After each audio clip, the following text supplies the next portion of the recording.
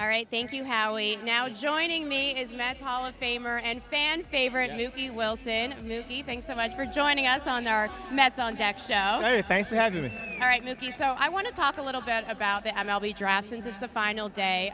Obviously an experience that you're familiar with. Yeah. You were selected in the second round by Yes. the Mets. Yes. Kind of take me back to that experience. What was that like? What are these guys, what's going through their head right now?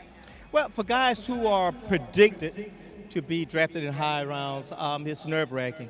Yeah, because you're sitting there waiting for the phone call, and particularly someone is drafted ahead of you, you don't know when you're going to be called, and if you predict to go like one or two and it don't happen, then you get a little nervous.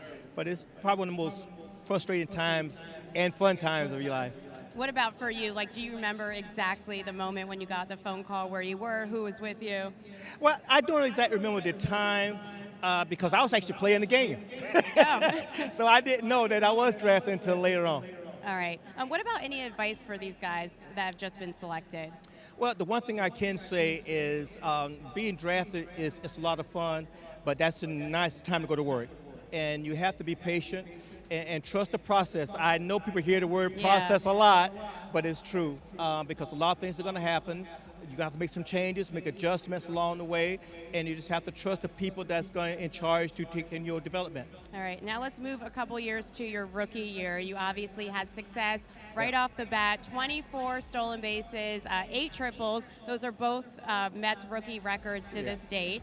What was it like to have so much success? Was it challenging? How do you handle all that at such a young age as a rookie? Well, I think first thing as a rookie, you just have to remember to stay within yourself. Do the things that got you to that point. And I was blessed with being able to run. Yeah. So I tried to make sure people saw that I could do it, and I did it every day. So just stay within yourself and not try to do too much. You made it to this point for a reason. And you don't have to do anything more than that. And just let progress take care of itself. Yeah, well, we were just talking about, speaking of that, being a rookie and having success. Pete Alonso's having himself a season so far. I know that you said you watched him in the minors. What type of advice do you have for him, maybe, as he has so much success right off the bat? Man, I don't know what kinds of advice I can give Pete. He seems to be doing pretty well without mine. So the one thing that I will say is to take it in stride. Enjoy the moment and try to learn from every at-bat and every day because things are going to change. The league changes from year to year, and he's going to make some adjustments along the way. So, yes, what he's doing right now, there's still a lot more for him to learn, and I can see him doing it. Yeah. And one more thing, you were obviously part of such an iconic time in the franchise, 1986, still involved with the organization now. What's it like to be part of the Mets family for such a long time? Well, I think that every ball player, every athlete wants to belong. And I've been with the Mets since 1977, and I'm home. I'm home. I'm very comfortable here.